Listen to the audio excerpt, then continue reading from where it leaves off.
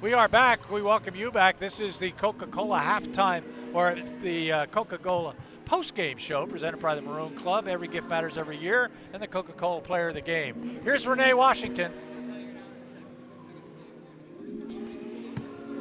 Haley, a tough overtime loss for you guys. What did you see on the court about how you guys fought in this game? I mean, honestly, it was just our energy. We came out with like a burst. I thought there was times where they came at us and we came at them, but ultimately we just had to pick each other up, and that's what kept us in the game. And although you guys fall short, a lot of positives to take from this game, including your 18-point first half. You tied the game high 22 and your career high of your young freshman campaign with 22 points. What really was working for you and your offense today? Honestly, it was my teammates. They found me when I was open, so I was grateful for that, and they know where to find me. I mean, the coaches have the confidence in me to shoot it, so that gives me the confidence to shoot it. The past 2 games, I've had 0 3-pointers, so actually it was a great night, and yeah, it was just my teammates. They were helping me out, and it was a good run. Definitely. Well, tough loss, but I'm sure it's a big confidence booster moving forward for you guys. Thank you. All right, we'll get Coach now, too, as well, to get her thoughts. Thank you, Haley. Coach will bring you down as well. I know we've talked before about what this team needs to do, things you're looking to work on. What did you like about today's game, even with that hard-fought loss? You know, I liked what we did in the second half. I thought, we tightened up some things on the defensive end and kind of had the necessary energy that we needed to complete the plays. And I thought we were leaving a lot on the boards by not completing the play with the rebound. Offensively, we started to make some shots, so that kind of helped them feel good about what they were doing. But I just thought we had maybe a little bit too many slip-ups down the stretch where we didn't complete the play on defense, or we didn't recognize that someone was a shooter and we went underneath. So, I mean, I got a lot of young kids out there playing, and so some of that's going to happen.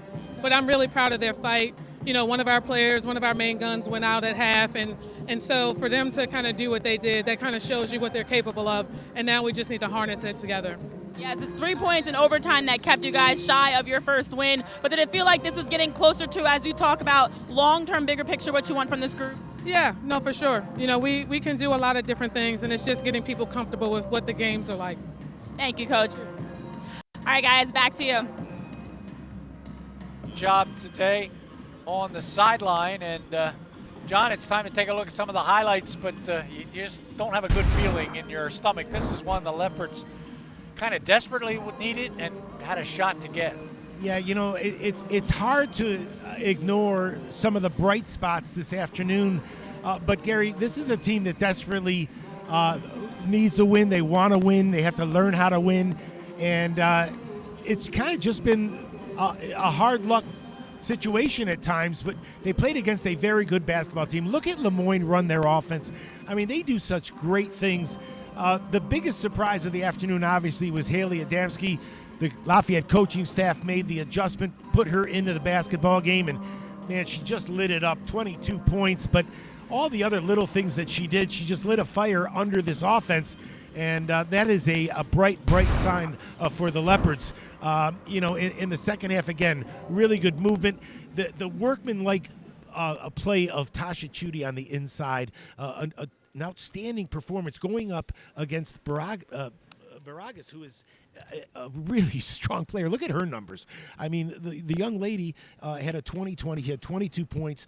She had 22 rebounds, 20 points. And Moyne continued to move well without the basketball. Not an easy team to defend. I thought, despite giving up the 80 points, Lafayette did a pretty good job defensively. Look at the back cut right here. Again, both teams opening up the center. 2 well-coached teams, another backcourt. This was against the zone, but then Adamski negates that play with a terrific defensive play, keeps Lafayette in the game.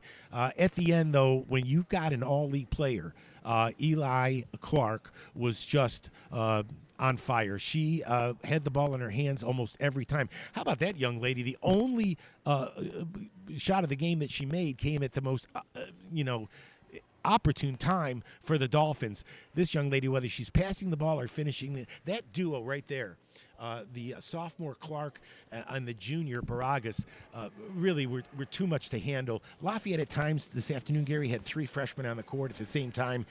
That's something to build on. Lafayette still needs that win to get them over the hump. Yeah, you can make the case that Peyton Dinger's 3 out of the corner, her only bucket of the entire ball game, may have been the most important bucket of the game. As you look at the numbers individually, just amazing. Ashley Barragas, 22 rebounds, 20 points. Eli Clark, 20 points. Caden Clark was 17.